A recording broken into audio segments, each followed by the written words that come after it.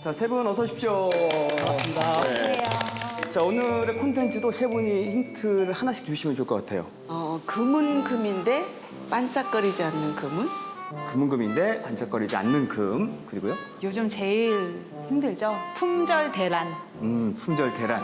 저는 천연 방부제를 이야기하고 싶습니다. 천연 방부제. 네, 혹시 짐작하셨습니까? 음식의 맛을 내는 아주 중요한 필수 조미료이자 또 사람이 살아가는 데 있어서 없어서는 안 될 성분이죠. 바로 오늘의 콘텐츠는 소금입니다.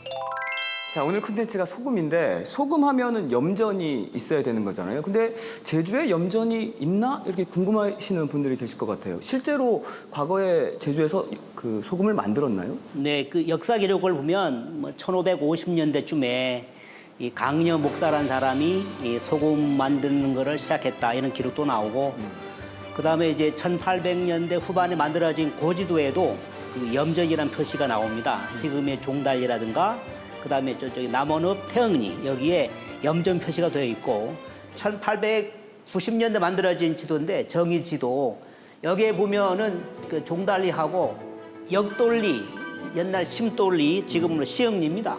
그래서 종달리하고 시흥리 해안 이제 많이 뿌죠. 네. 저기에 한자말로 염전이라고 표시가 되어 있습니다. 그다음 다음 그 지도를 보면 여기는 남쪽인데 여기 저기 보면 왼쪽에 염전, 왼쪽에 네. 이제 동보안리, 서보안리. 보안리가 지금의 그 남원읍 태흥리입니다. 저기 지기도네요. 예, 저 지기도 예. 이제 지기도가 있고 이 보안리 앞에도 그 만이부에 네. 염전이라고 표시되어 있습니다. 그래서 정부가 이렇게 지도에다가 염전을 표시한 이유는 염전이 있는 동네 사람들은 세금을 내야 한다. 세금을 걷기 위한 하나의 방법으로 지도에다가 염전 표시해 놓았습니다. 그러니까 이런 지도를 통해서 제주도에도 분명히 염전이 존재했다. 이렇게 말씀드릴 수 있습니다. 저는 사실 주변에 다 바다가 있기 때문에 오히려 다른 지역보다 소금을 만들기가 좀 수월하지 않을까 이런 생각이 들었는데 실제로 어땠나요? 김정희의 그 제주 풍토록에 보면요. 땅은 가장 큰 바다를 들고 있는데도 이제 소금이 생산되지 않는다. 서해처럼 전염을 만들려고 해도 만들 땅이 없고 동해처럼 이제 그 해염을 굽자니 물이 싱거워서 공을 100배 들여도 소득이 적다. 이런 기록이 남아 있습니다.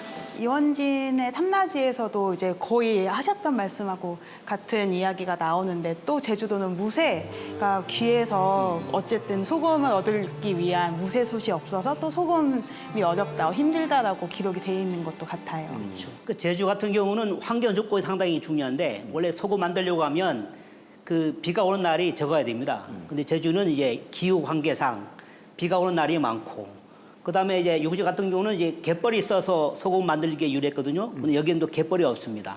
또 하나 결정적인 거는 육지와는 달리 여기 바다가 상당히 싱겁습니다. 염도가 낮다는 거죠. 그 이유는 한라산에 비가 많이 오기 때문에 그 빗물이 전부 다 이제 바다로 스며 들어가서 염도가 낮아져 가지고 소금 만들기 상당히 어려웠습니다. 아니 근데 소금을 만들 때 무쇠솥이 필요한 거예요, 원래? 그 천일염 같은 경우는 이제 일제 때 일본에 의해서 들어온 거고 그 전까지는 전부 다 이제 철가마 속에다가 함수 짙은 농도를 가진 소금물을 넣어서 이제 가열을 해가지고 소금 만들었기 때문에 철가마 이게 필요했습니다. 가마도 필요했구나. 네. 그래서 이렇게 지금 우리가 먹는 천일염이 먹는 게 일제강점기 이후가 본격적이라고 하더라고요. 네, 그렇습니다.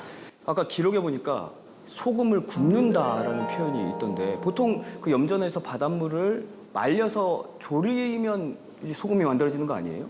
근데 왜 소금을 굽는다 이런 표현을 했을까요? 소금을 만드는 방법이 크게 두 가지죠. 전통적인 방식으로 이제 만드는 게 자염인데 또는 전오염. 요거는 가마솥에 바닷물을 넣어가지고 가열하는 거죠. 이걸 이제 자염이라고 이야기하고, 그다음에 일제시대 이후에는 이제 태양열을 이용해가지고 바닷물을 증발시켜서 소금 만드는 게 천일염, 이것이 있습니다. 근데 지금은 자염은 전부 다 사라지고 이제 천일염으로 대부분 다 소금을 생산하고 있습니다. 그래서 과거에 사라진 그 자염의 어떤 정통적인 방식, 그거를 좀 복원하고 보존하기 위해서 2018년 같은 경우는 이제 국가무형문화재로 이렇게 지정하고 있습니다. 아까 선생님께서 말씀하신 것처럼 천일염하고 자염이 어떻게 보면 같은 천일염 종류로 그냥 저희가 일반적으로 생각하는 볼 수 있다고 하면 그 요즘 뭐 소금에 대한 관심이 워낙에 많으니까 히말라야 핑크솔트 다 들어보셨잖아요. 그거는 암염의 종류라고 하고 실제로 아주 오래 전에는 바다였던 곳이 지각 변동에 의해서 점점 육지로 올라오고 그 소금들이 농축돼서 단단하게 된 게 암염이고, 그 암염도 여러 가지 종류가 있나 봐요, 선생님. 그중에서 저희가 아는 히말라야 핑크솔트가 그 암염에 있는 성분이 그것 때문에 핑크색이라고 하거든요. 그게 바로 이 앞에. 앞에 정말 핑크색의 소금이 있네요. 네. 근데 이게 일반적인 저희가 먹는 이게 천일염 같은데 맞죠? 네. 암염이 훨씬 짜다고 저는 들었어요. 이 천일염이 이렇게 굵고 집에서 천일염 직접 이제 구입하셔서 이제 간수를 빼서 드시는 분들도 있는데, 여기에 있는 쓴맛은 간수를 빼면 뭐 1년에서 3년 정도 빼면서 그 쓴맛을 빼면 그게 더 감칠맛이 좋아서 천일염을 특히 좋아하시는 저 같은 어머님들이 되게 많으시고요. 지금 여기에 있는 소금은 정제염 같은데요. 정제염 같은 경우에는 바닷물을 전기분해로 해서 분리를 해서 얻어낸 소금이어서 이게 염화나트륨의 농도가 거의 98, 99 이 정도 아주 높다고 이야기를 해요. 그래서 일반 천일염을 쓰는 것보다 덜 쓰셔야 이게 간 맞출 때 좀 이렇게 주의를 하셔야 된다고 합니다. 이렇게 지금 3개의 소금은 이렇게 있고요. 저희가 일반적으로 생각하는 꽃소금 같은 경우에는 그 분순물 이런 소금들 한번 물에 다 희석해서 분순물을 거둔 다음에 다시 가공을 한 거여서 그 결정이 꽃 모양처럼 된다고 해서 꽃소금이고요. 또 작잖아요. 네, 그것도 역시 이제 짠맛이 매우 높거든요. 하지만 미네랄이나 이런 것들은 좀 많이 떨어지고, 저희가 일반적으로 아는 일반적인 맛소금은 거기에 MSG를 더 첨부해서 넣었던 가공 소금이라고 생각하면 돼요. 그럼 제가 절대 미각을 가졌으니까 한번 맛을 봐볼게요. 나트륨 하루 권장량보다 보통 5g입니다. 지금 2배 이상 먹긴 하거든요. 근데 이게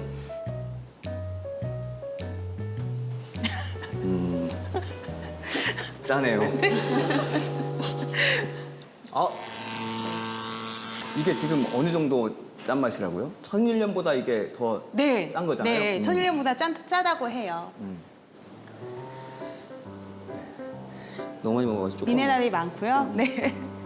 그래서 사람이 극한 상황에 있고 밥을 못 먹어도 물하고 소금만 있어도 우리의 몸에 흐르는 혈액과 수분들이 이 소금물하고 거의 같다고 얘기를 하더라고요. 아까 지금 첫 번째 먹었던 소금은 네. 먹을 때부터 굉장히 짜다라는 느낌이 들었고, 지금 천일염 같은 경우에는 딱 먹었을 때는 네. 덜 짠데 씹으니까 좀 짠맛이 더 많이 느껴지는 것 같아요. 엄청 바로 짠맛 느끼지 않아요? 네, 그러네요. 네. 결정이 너무 작다 보니까 확실히 제일 짠맛이 세게 느껴지네요. 네. 그래서 사실은 천일염으로 요리를 하는 게 가장 좋은데 이게 금액도 싸고요. 이제 관리, 왜냐면 미나리도 많이 없기 때문에 공장이나 대량으로 음식을 만드는 그런 데 들어가는 소금은 다 이런 정제염을 쓴다고 보시면 돼요. 그럼 제주에서 소금을 언제부터 만들기 시작한 거예요? 거의 한 500년 전부터 소금 생산이 이루어졌는데, 그 조선시대가 오히려 그 일제강점기 때보다 더 많이 소금 생산이 이루어졌습니다. 그 근거가 뭐냐면 전라도에 있는 소금 상인들이 제주에 와가지고 종달리 쪽에 소금을 사서 배에다가 싣고 제주목으로 가다가 표류했던 기록도 나오고, 또 이제 육지 소금 상인이 제주에 와가지고 소금을 사서 또 육지를 갔다는 그런 기록이 나올 정도로 조선 시대에는 지금보다 더 소금 생산이 많이 이루어진 것으로 생각하고 1910년에 만들어진 그 한국 수산지를 보면 제주도 전역에 23개의 그 염전이 있다고 돼 있거든요. 이게 그 중에 가장 최대의 면적과 최대의 생산량을 보인 곳은 역시 종달 염전이다. 이렇게 볼 수 있습니다. 그게 김상헌의 남사록 같은 기록에도 남아 있고. 그렇죠. 그 별방에서 정의까지의 염전이 있다. 그러면 그 지역에 해당하는 곳이 지금이 어딜까 하면은 이제 종달 염전이 해당될 수 있다는 이야기입니다. 그럼 거의 한 1500년대. 그렇죠. 만들 가장 먼저 만들어진 곳이기 때문에 그래서 종달리 사람들은 상당히 그 종달 염전에 대해서 자부심을 가져도 충분하다는 이야기를 제가 말씀드리고 싶습니다. 그래서 가장 먼저 또 만들어진 곳이 네, 그렇죠. 종달리죠? 네, 종달리 소금밭이 제주 최초의 염전이고 또 아까 선생님 말씀하신 것처럼 최대의 소금 생산지였죠. 근데 종달리에는 그 바닷물이 마을 안쪽까지 깊숙이 들어와서 이제 지형이 그렇게 돼 있고요. 또 그 모래사장이 넓게 펼쳐져 있기 때문에 소금을 만들기에는 적합한 조건이었죠. 거기다가 이제 소금을 만들어내려면은 엄청난 땔감이 필요하거든요. 근데 주변에 두산봉도 있고 또 지미봉도 있어서 땔감이 아주 풍부하거든요. 그래서 1년에 3번 정도는 질이 좋은 소금을 생산했다고 합니다. 1년에 3번이면 이게 많은 건가요? 그렇죠. 해마다 번갈아 가면서 이루어지기 때문에 장마철을 피하고 그래서 비가 오지 않는 날을 중심으로 해가지고 마을 주민들이 장소를 이동해 가면서 번갈아 가면서 소금 생산이 이루어졌다는 이야기입니다. 지금 지도를 잠깐 보시면 네.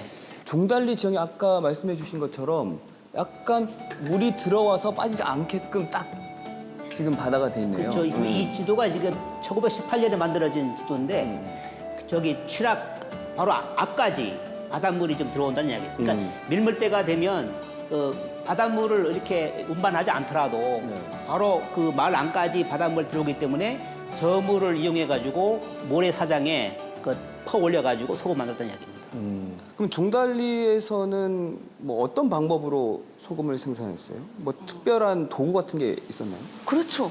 예. 그 종달리에서는 이제 주로 그 소금 가망이라는 것이 있어가지고요. 그 가망이 어떤 거냐면은 집이에요. 집, 소금 가망집이라고도 부르는데 그 가망이 한 46개 정도 있었다고 합니다.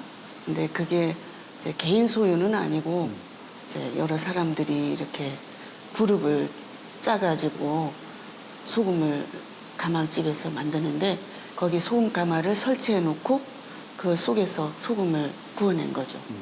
근데 그 소금을 만드는 과정 중에서 제일 첫 단계가 소금 모래를 만드는 거예요. 근데 그 소금 모래는 어떻게 만드느냐면 바닷물을 길어다가 모래에 뿌려요.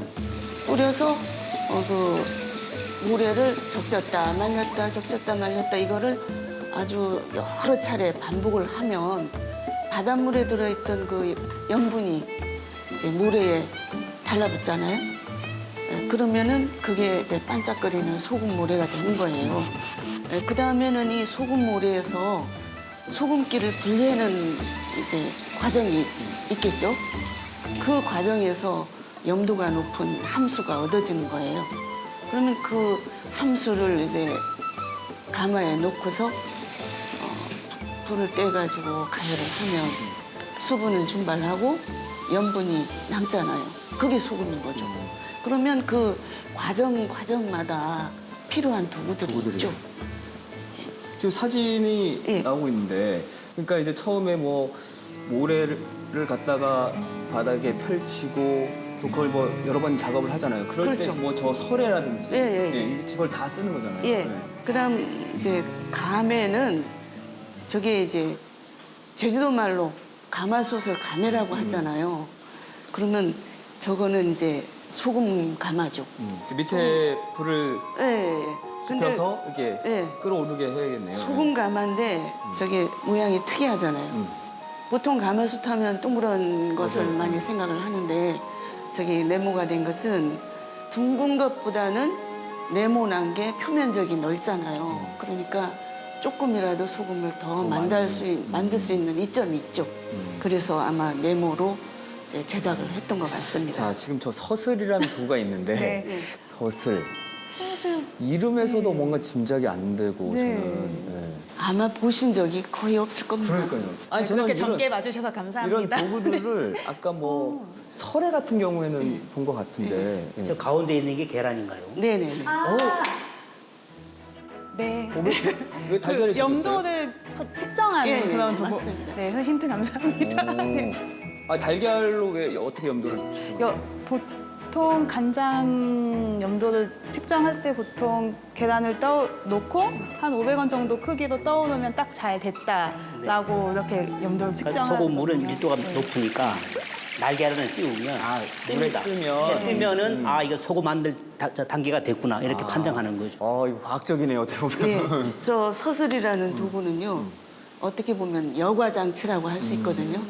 저 윗부분에 찝이라든가 가마니를 깔아놓고 그 위에 소금물회를 올려놓는 거예요. 그러고 나서 바닷물을 부으면 소금물에 붙어있던 그 염분이 바닷물에 녹아가지고 밑으로 빠지죠. 그래서 여과가 되면 그 농도가 좀 높은 함수를 얻게 되는 거죠. 이런 거 보면 또 조상들의 지혜가 네. 또 돋보이고요. 그러니까 예. 종달 염전 같은 경우는 다른 염전에 비해서 상당히 그 어떤 역사 문화적 가치가 높은 것 많이 있습니다. 이제 무형 문화재로 지정해도 충분할 정도로 가치를 지니고 있다는 이야기죠. 그럼 저거 중댕이는? 예, 저 중댕이는 통나무를 이제 파가지고 홈을 만들었거든요. 저거는 어떤 때 사용하는 거냐면은 이제 가마에서 소금을 이제 만들잖아요. 그러면 그 만든 소금을 건져서 대구덕에다가 올려놓으면 대구덕을 저기에 놓으면은 대구덕 사이 그 홈으로 이제 물이 떨어진다. 짠물 떨어지겠네. 네. 촌물. 그러면 그 물이 춘물이라고 하는데 굉장히 중요한 역할을 한다고 해요. 어떤 데 써요? 예, 다음 소금을 만들 때에 그 물이 있어야 소금 결정이 잘 된답니다. 일종의 불쏘시개 역할을 하나 해주는 거죠. 춘물이. 예, 예. 저는 오늘 본 도구들이 다 뭐 중요하겠지만 특히나 저 가매가 중요할 것 같아요. 저게 크고 많을수록 어쨌든 많이 소금을 만들 수가 있는 거니까. 예, 그렇죠. 그 작가님이 쓰신 그 소금 바치에 보니까 네. 그 가마 네. 저거를 이제 구하기 위한 접 예. 그것이 소개됐던데 예. 좀 더 좀 설명해 주시면. 아, 그 접이라는 것은 요즘 말로 하면 개입니다, 개. 그러니까 여러 사람이 이제 보통 그 가망 하나를 10사람에서 한 15사람 가까이 이렇게 이제 그룹을 짜서 사용하는 셈인데 그 사람들끼리 이제 개를 드는 거죠.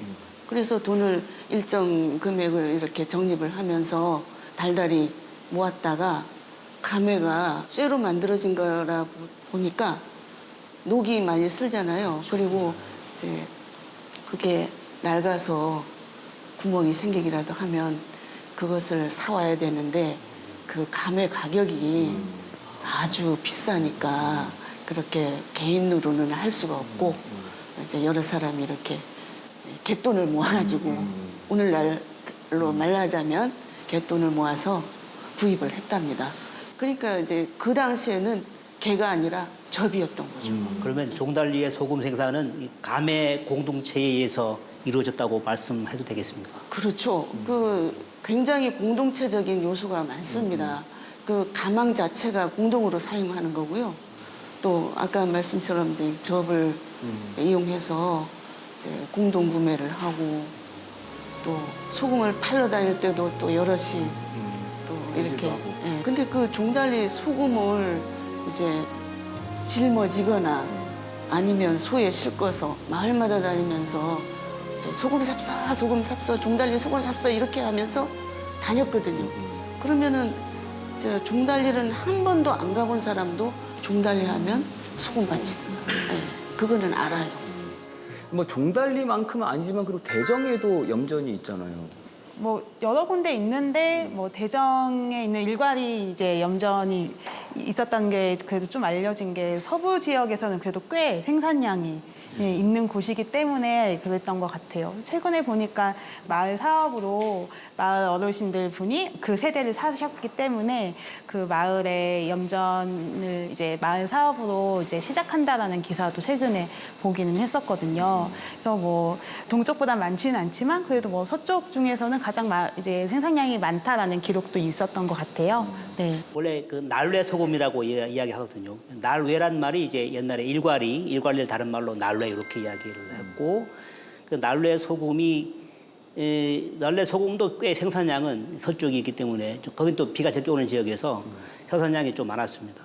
등짐에 져가지고 저 동쪽으로 많이 그 팔러 나간 그런 기록도 있습니다. 그리고 그러면 지금 종달리 염전, 또 대정의 일과 염전, 구엄리, 구엄리, 네.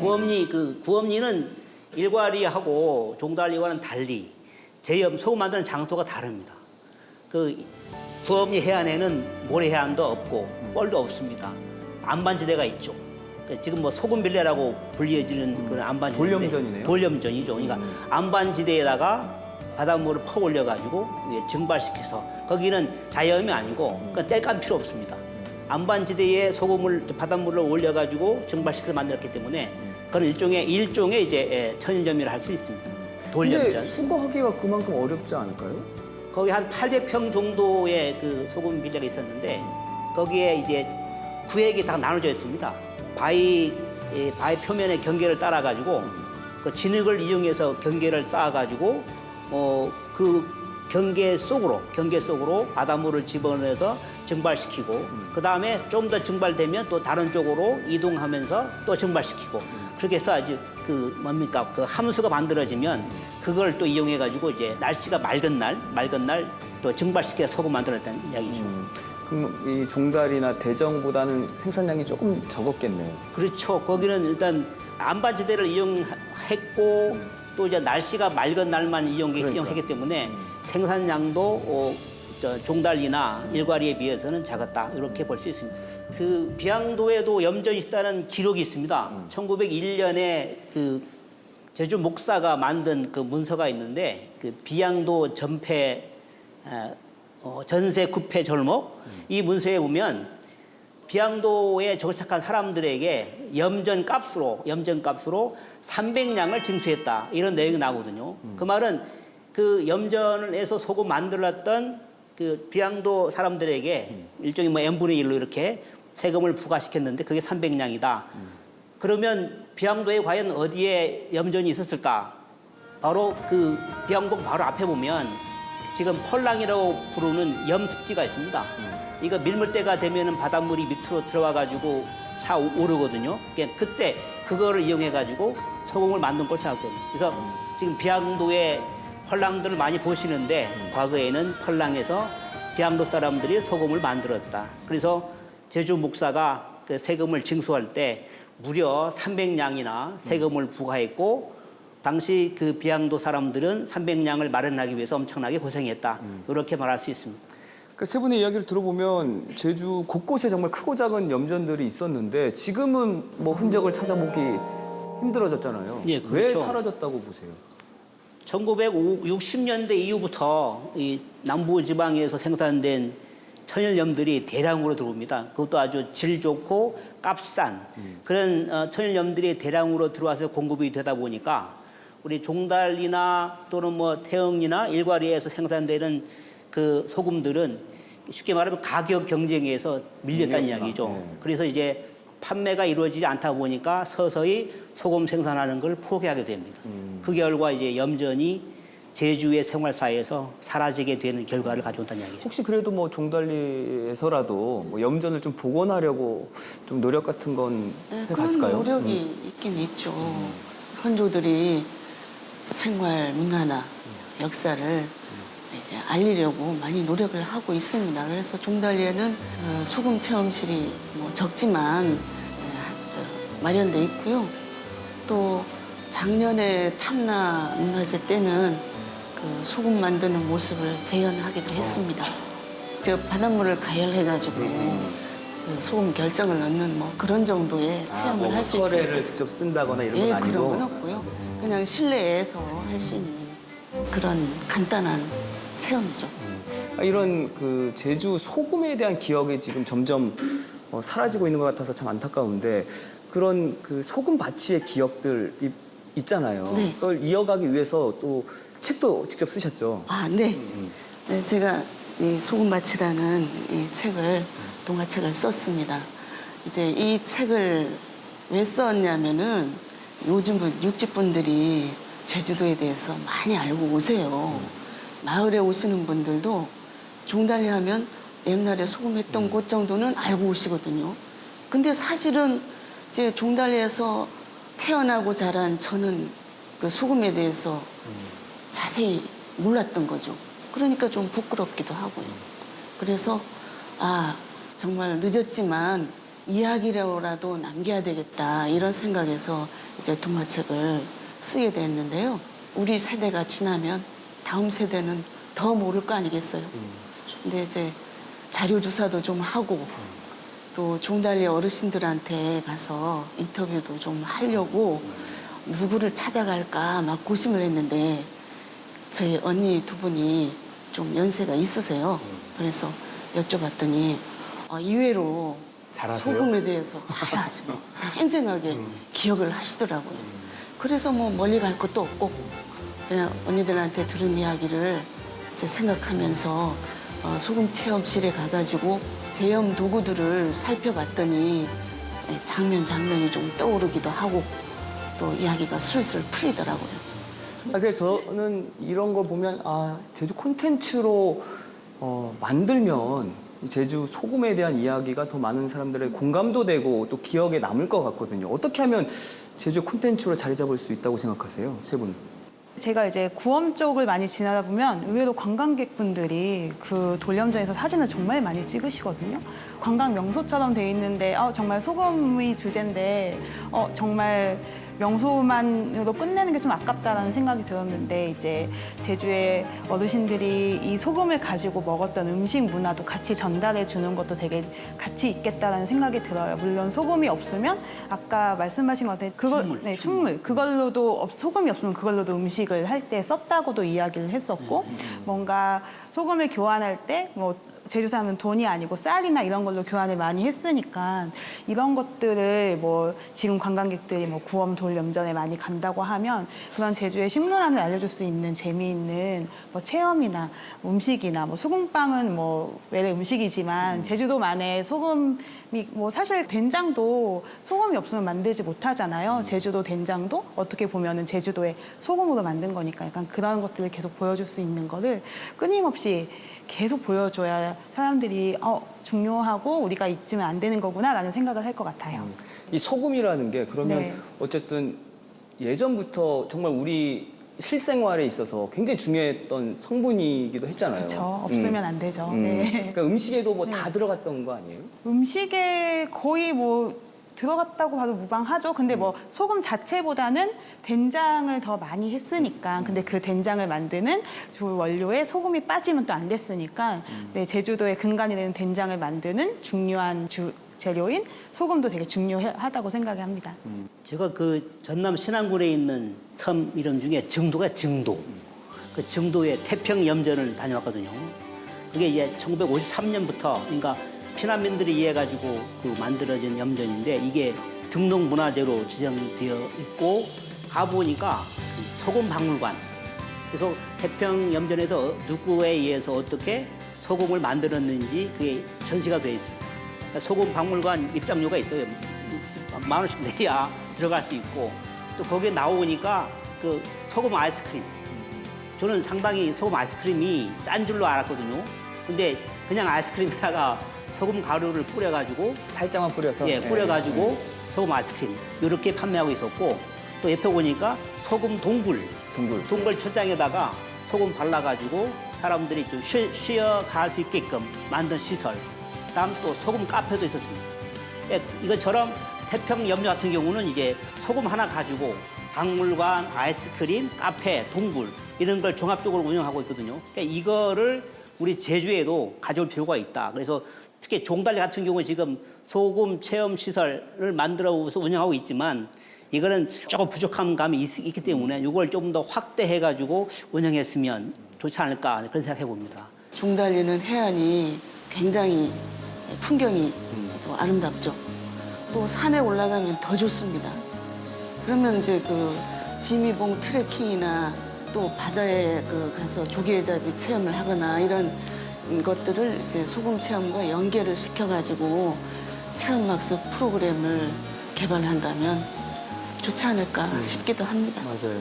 요즘 뭐 소금빵도 굉장히 인기인데 맞아. 딱그 종달래에서 만든 소금을 가지고 소금빵 만들어서 팔기도 하고 네, 네. 체험도 하고 이러면 얼마나 좋을까 근데 싶어요. 소금을 생산할 수 있는 시설이 돼 있으면은 그게 가능할 텐데 아직까지는 이제 그런 시설은 갖추지 못했습니다.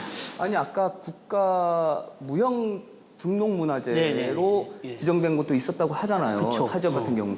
종달리 염전은 그게 안 될까요? 아니면 그 아까 네. 그 돌염전 같은 경우, 구엄리 같은 경우. 그 가능성이 있습니다. 종달염 같은 경우는 지금도 제염 도구도 남아 있고 그다음에 소금 만들었던 경험을 하신 분들 많이 있기 때문에 이분들을 좀 체계적으로 조사해 가지고 차라리 무형문화재로 지정을 해버리면 이 제염 문화가 사라지지 않고 지속적으로 이어질 수 있습니다.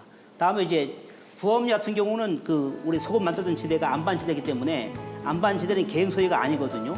그래서 구엄리 그 돌염전 요거를 뭐 향토유산이나 마찬가지로 무형문화재로 지정해서 보호할 필요가 있는데 아직까지 그거에 대한 논의는 지금 나오고 있지 않습니다. 아니면 향토 자원만이라도 해두면 보존 관리도 잘 될 것 같고. 예, 향토유산으로도 지정이 되면 그 제주도청에서 그 책임지고 관리를 하거든요. 그래서 청소도 해주고 그러니까요. 그다음 안내판도 세워주고 그건 돈 드는 것이 아니기 때문에 그건 뭐 재산권 행사하고 전혀 관계가 없다는 이야기죠. 그래서 구엄이나 일괄이나 종달리에서 뭐 신청을 하면 되지 않을까 생각합니다. 네. 저 오늘 이렇게 제주 소금에 대해서 이야기를 나눠봤는데 세상에 중요한 금이 또 몇 개 있잖아요. 네. 뭐 황금, 소금, 뭐 지금이라고 네. 하는데 제주 황금이었던 이 소금이 우리의 기억 속에 영원히 남아있기를 잊혀지지 않기를 바라면서 오늘 이 시간 마치겠습니다. 다음 주에 더 유익한 콘텐츠로 찾아뵙겠습니다. 세 분 고맙습니다. 감사합니다.